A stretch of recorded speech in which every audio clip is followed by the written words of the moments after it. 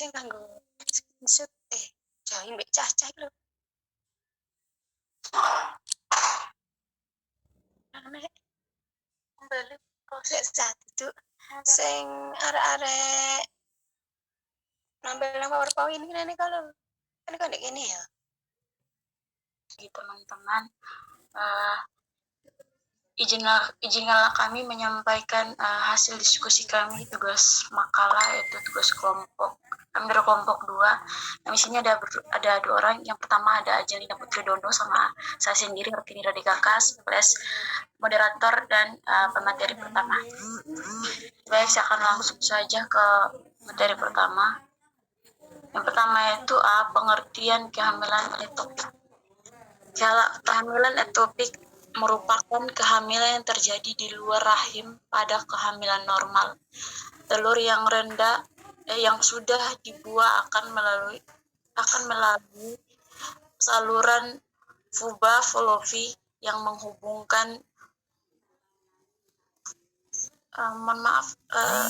Ismarini yang PPT slide pertamanya bisa langsung dipencet. Soalnya agak jauh.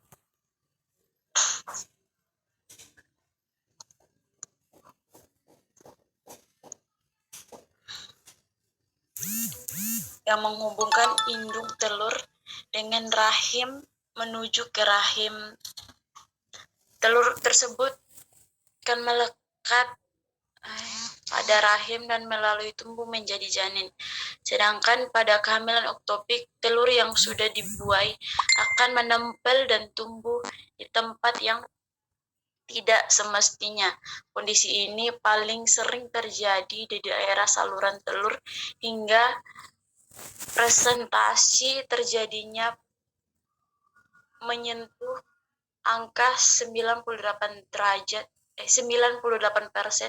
Meskipun demikian, kehamilan ektopik juga dapat terjadi di induk telur, rongga perut, atau leher rahim. Kemungkinan terjadi kehamilan ektopik bisa mencapai 1 dari 50 kehamilan.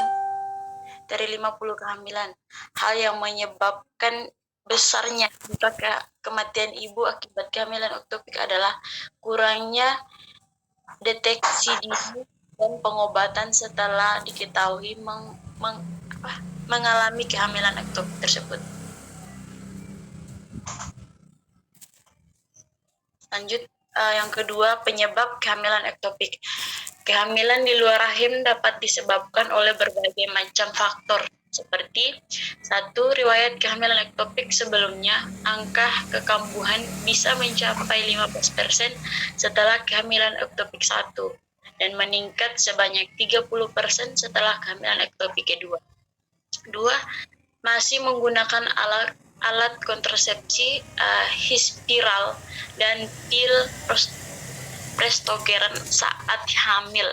Pil yang mengandung hormon progesteron juga dapat meningkat kehamilan ektopik. Hal ini dikarenakan progesteron dapat mengganggu pergerakan sel sehingga membawa sel telur yang sudah dibuahi untuk menempel ke dalam rahim. Yang ketiga, penyebabnya kerusakan dari saluran telur. Sel telur yang sudah dibuahi mengalami kesulitan dari saluran tersebut, sehingga menyebabkan telur melekat dan tumbuh di dalam saluran indung telur. Beberapa faktor risiko yang dapat menyebabkan gangguan saluran ini diantaranya merokok, penyakit radang panggul, dan endometriosis. Terus lanjut ya. Pada minggu-minggu awal, kehamilan ektopik akan memiliki tanda-tanda seperti kehamilan pada umumnya, seperti terlambat bulan, mual dan muntah, mudah lelah, dan kondisi payudaranya yang keras. Oleh karena itu, perlu memeriksa secara mandiri yang lebih intensif dengan memperhatikan yang pertama, rasa nyeri hebat pada perut bagian bawah. Awalnya nyeri ini dapat terasa tajam, kemudian perlahan-lahan menyebar ke seluruh perut. Yang kedua, rasa nyeri akan bertambah hebat bila bergerak. Terus yang ketiga, perdarahan vagina kondisinya bisa bervariasi, dapat berupa bercak atau pendarahan yang banyak seperti menstruasi. Oke, sekian materi pertama dari saya. Mungkin materi kedua bisa dilanjutkan oleh Angelina. Waktu dan tempat saya persilakan. Diagnosis kehamilan ektopik. Dek, makalahmu kok gak ada ya, Dek ya? Sudah dikirim Ibu sekalian sama PPT-nya kemarin, Bu. Ya, Sudah ada, Ibu. coba kamu kirim ulang. Kirim ulang. Bisa ke WA, bisa ke apa? WA pribadi ya, Bu? Ya, wis. Angelina.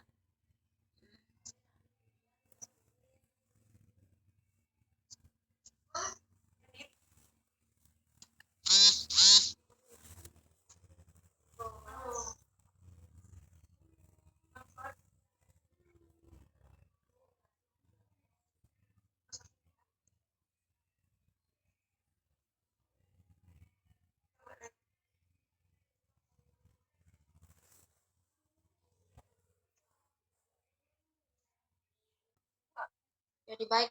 Diagnosis kehamilan ektopik. Pemeriksaan kehamilan di luar berdasarkan wawancara, pemeriksaan fisik, dan pemeriksaan penunjang. Saat wawancara,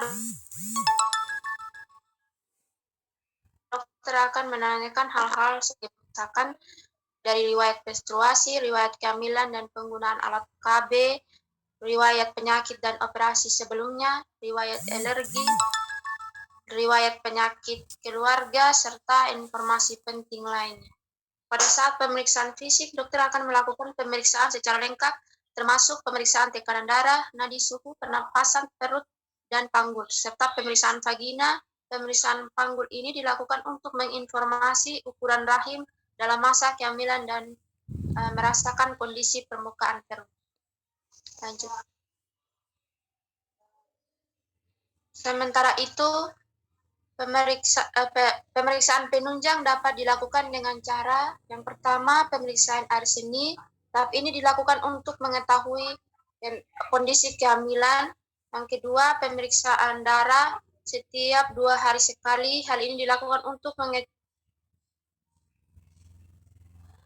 hormon BHCG yang diproduksi selama masa kehamilan. Pada kehamilan muda, level hormon ini meningkat sebanyak 2 kali setiap 2 hari. Kadar hormon yang rendah menunjukkan adanya suatu masalah seperti kehamilan ektopik. Yang ketiga, pemeriksaan ultrasonografi USG. Pemeriksaan ini dapat menggambarkan isi dari rahim seseorang wanita. Pemeriksaan USG dapat melihat dari mana lokasi kehamilan seseorang, baik di rahim, saluran tuba, indung telur, maupun di tempat lain.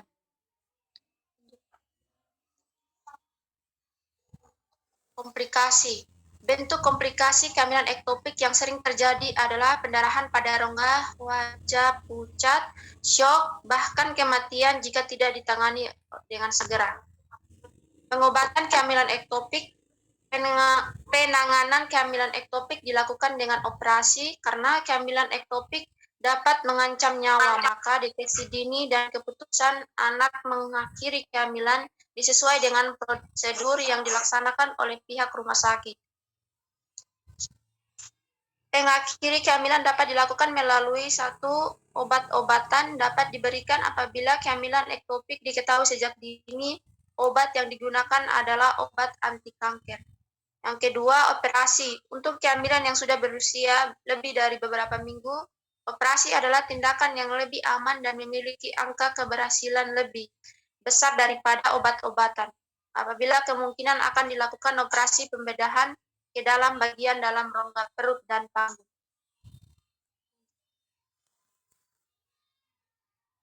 Pencegahan kehamilan ektopik. Pencegahan kehamilan di luar kandungan bisa dilakukan dengan berbagai cara seperti berhenti merokok. Wanita yang merokok akan memiliki kemungkinan yang lebih lebih besar mengalami kehamilan ektopik. Yang kedua, berhubungan seksual secara aman, misalnya dengan menggunakan kondom. Hal ini dapat mengurangi risiko kehamilan ektopik dan melindungi seseorang dari penyakit menular seksual.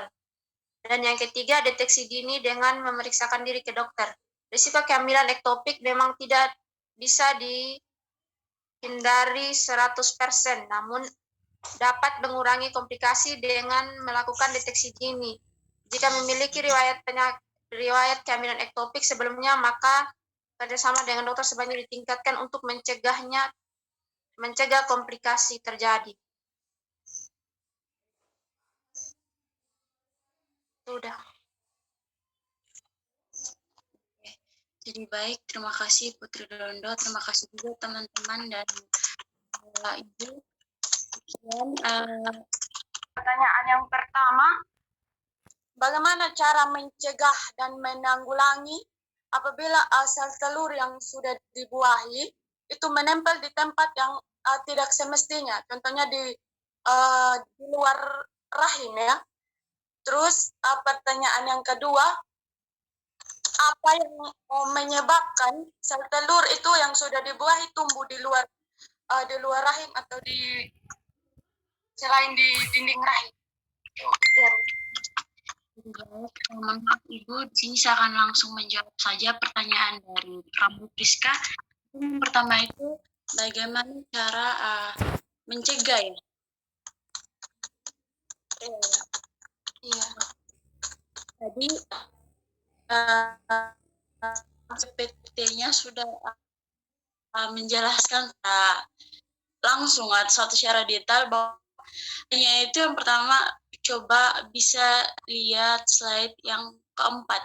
Kalau tidak salah di situ sudah mengatakan bahwa ya saya menjawab pertanyaan 1 sama 2-nya. Soalnya BPT sudah menjelaskan bahwa di situ kehamilan ektopik ini memang tidak sengaja dibuat, bahkan ini tidak yang orang yang melakukan atau yang hamil ektopik ini tidak secara sengaja dia itu mengetahui bahwa dia itu kehamilan ektopik. Jadi kehamilan ektopik itu terjadi karena tadi itu setelah ibunya suka merokok dan suka sekali tidak mengonsumsi makanan sehat itu, maka rahim hormonnya itu bisa tumbuh di mana saja, yaitu tempat ternyamannya janin itu dia bakal tumbuh seperti itu. Soalnya di dalam rahim ibu tersebut itu sudah jadi kayak istilahnya di dalam rahimnya dia itu sudah ada virusnya, jadi janin tersebut tidak bisa masuk ke dalam rahim ibu tersebut. Mungkin seperti itu. Harus kontrol sih. Jadi dijelaskan mungkin ya. Nah, kehamilan itu tidak pada uterus. Halo, pengennya nggak ada gambarnya ini. Kok ada gambar lah, uban.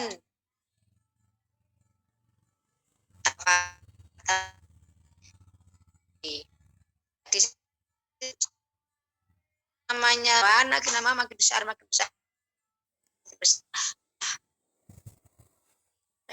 Terganggu, tapi jarang, setahu saya loh ya, ketika Bu Rokama bekerja itu jarang KET yang tidak terganggu. Yang operasi hebat sama nyeri hebat, terus pelan. Nah, cah itu kan nyeri perdarahan ya, perdarahannya enggak banyak, cuma sedikit, tetapi dia ngantong ada di dalam. Itulah yang bikin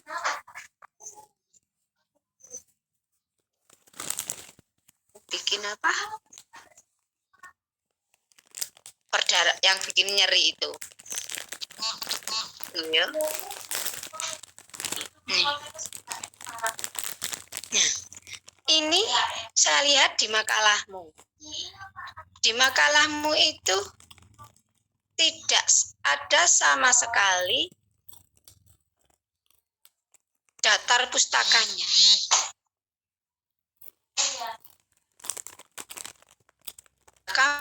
Dari dalam kurung coba piro gitu. Ini nggak ada sama sekali ini. Ibu, makalahnya kemarin kami ambil di blog di Google, Ibu. Lah, Itu saya nggak ngarang kalian ambil di internet, tetapi setidaknya yang ada pengarangnya. Oke, saya aja lo mau ngajar kalian ya, menyiapkan buku kayak gini. Lo, tinggal di perpus lo.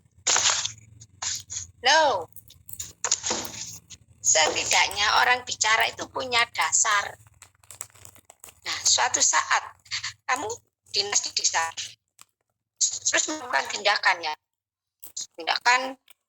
Nah, ternyata ada kegagalan, Dik. Saya sudah melakukan tindakan sesuai teori. Mana dasarnya? Kamu ambil. Nah, menangkap. Saya melakukan tindakan sesuai teori, Pak. Mana? Terus di internet, di blog tuh. Blog siapa pengarangnya? Tidak ada. Kena kasus kalian. Ya. Tuh, saya enggak kalian dari buku enggak. Pokoknya di internet itu kan juga ada pengarangnya, ambil dari jurnal. Seperti apa ya? Ini sudah saya download sebagian. Tapi kalau mau memperbaiki monggo. Tolong diperbaiki yang belum maju. Yang sudah maju enggak apa-apa. Ya inilah sekolah ya. Banyak kan yang maju pertama, kedua itu banyak kekurangan karena belum tahu. Kalau yang maju kelima itu biasanya bagus karena sudah tahu. Tapi kalau yang maju 3, 4, 5 tambah tidak bagus berarti males.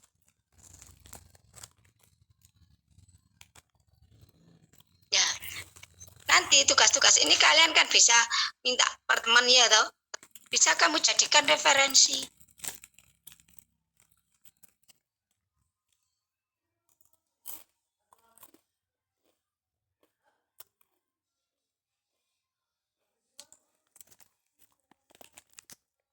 Mohon maaf, dosen keluar.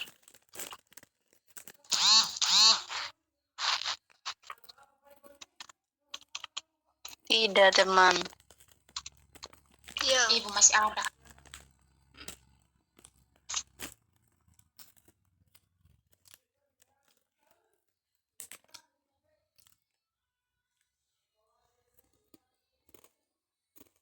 Tapi hatinya rendah.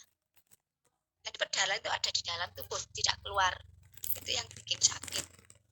Adanya desakan. Nah, berpikirlah ke arah situ. Ya.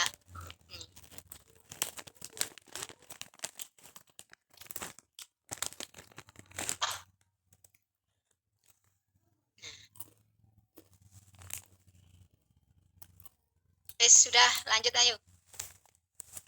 Yang lain. Baik, Ibu. Kelompok berapa? Kelompok 17.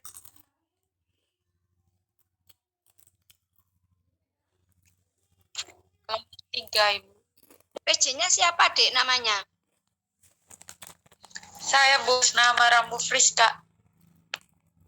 Rambu Friska. Oke, saya lanjut. Sekarang kasus apa?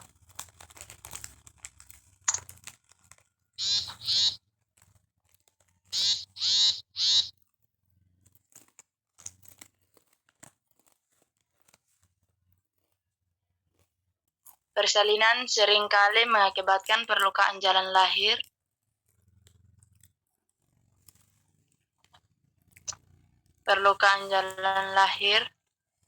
luka-luka biasanya ringan, tetapi kadang-kadang terjadi juga luka yang luas dan berbahaya. Harus selalu dilakukan pemeriksaan vulva dan perineum. Pemeriksaan vagina dan serviks dengan belum perlu dilakukan setelah perbedaan per vagina.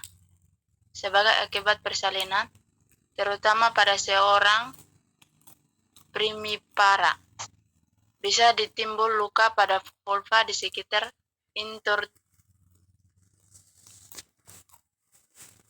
situs vagina, kadang-kadang bisa timbul perdarahan banyak, khususnya pada luka dekat klitoris. B. Rumusan masalah berdasarkan pemaparan dalam latar belakang di atas. Penulis menarik rumus masalah sebagai berikut. 1. Apakah definisi dari robekan jalan lahir? 2. Apa penyebab robekan jalan lahir? 3. Bagaimana tanda-tanda robekan jalan lahir? 4. Bagaimana penata laksanaan robekan jalan lahir? C. Tujuan untuk mengetahui apa definisi dari robekan jalan lahir. Untuk mengetahui apa penyebab